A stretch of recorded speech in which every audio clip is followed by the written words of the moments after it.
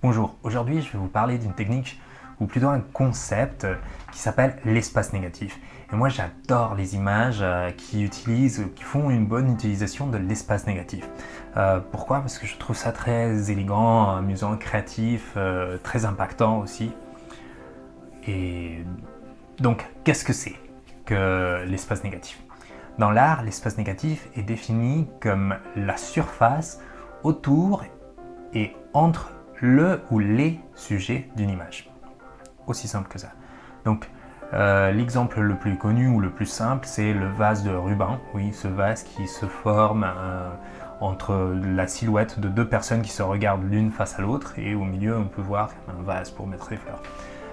Voilà. Alors, pourquoi est-ce que j'adore ça? Numéro 1, parce que c'est comme un petit énigme visuel, une devinette. Je suis en train de te dire quelque chose dans l'image de façon explicite, mais il y a autre chose cachée que tu dois découvrir, que tu dois voir. C'est très utilisé dans le logo, donc par exemple un bon logo qui fait une utilisation de ça, c'est le logo de la Formule 1.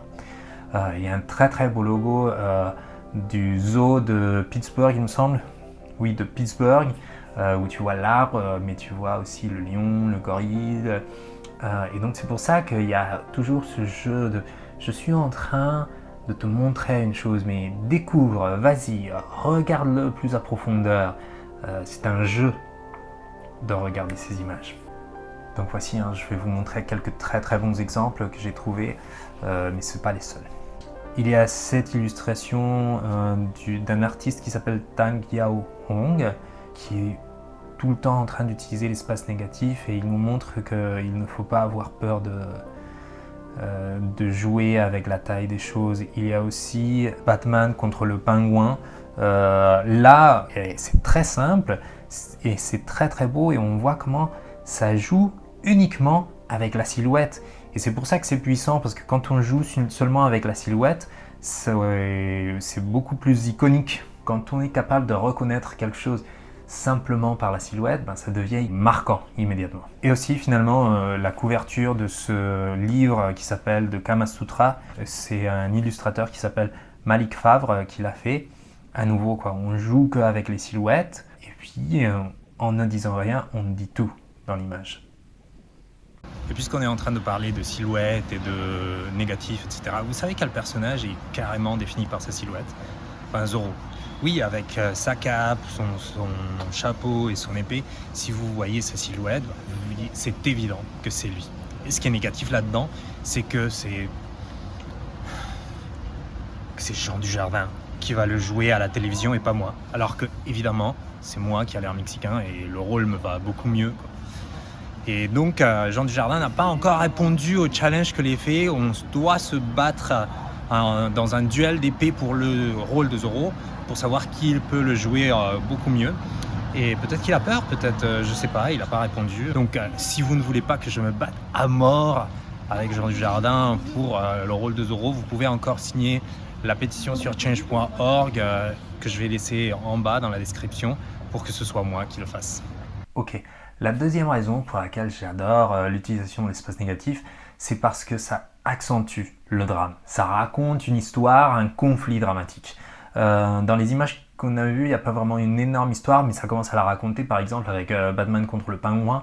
Mais dans le cinéma, la vidéo, la télévision, l'utilisation de l'espace négatif, c'est tout ce qui est autour du sujet. Donc par exemple, là, ce que je suis en train de faire avec le noir autour de moi, ou quand vous voyez un personnage qui est très net et puis tout autour est flou. Et un très bon exemple, c'est le plan dans le film Garden State, où le personnage principal, il retourne à la maison, il est obligé de mettre une chemise qui a le même décor que le mur face auquel il est.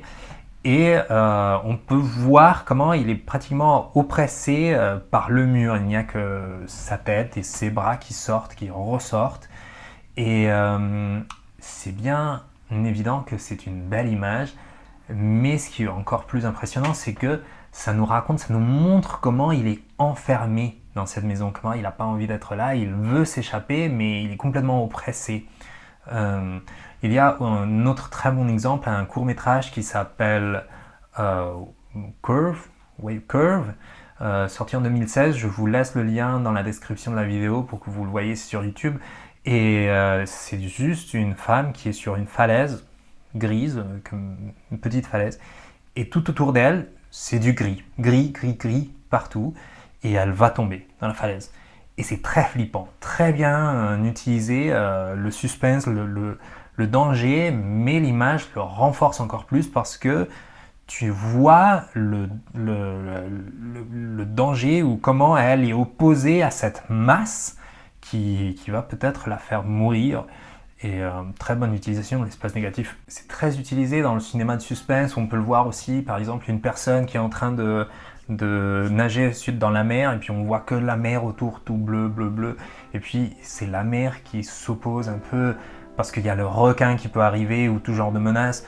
Le personnage est en train de marcher dans le noir, dans la forêt, et il ne comprend pas, mais on sait que là où il y a le noir, vient la menace. Dans le dernier film de Batman, ils font une très bonne utilisation de ça, les espaces noirs, l'espace négatif, d'où vient la menace de Batman. Et finalement, la troisième raison, c'est que c'est une démonstration graphique de que ce qu'on ne dit pas, des fois, compte autant que ce qu'on dit. L'histoire est aussi un peu dans les silences, dans l'espace vide. Nous avons tous vu par exemple des sculptures où il manque une partie de la sculpture et ça raconte quelque chose. On peut voir la sculpture d'un homme, mais il manque quelque chose dedans avec une forme spécifique. Et là, ça commence à raconter une histoire. Ce que cet homme a envie de faire, c'est quoi son désir, etc. D'où il vient. C'est comme et puis ça peut devenir aussi comme une page blanche qui peut être énormément d'opportunités, une grande prairie où on peut construire, etc. Ou ça peut être le noir, le mystère, ce qu'on ne dit pas quand on cache quelque chose, quand les personnages disparaissent et laissent la place au vide, ça raconte quelque chose, ça nous permet au moins de continuer l'histoire pour la personne qui est en train de la regarder. Voilà, c'est tout pour la vidéo d'aujourd'hui. J'espère qu'elle vous a plu, même si elle est un petit peu différente que les vidéos d'habitude.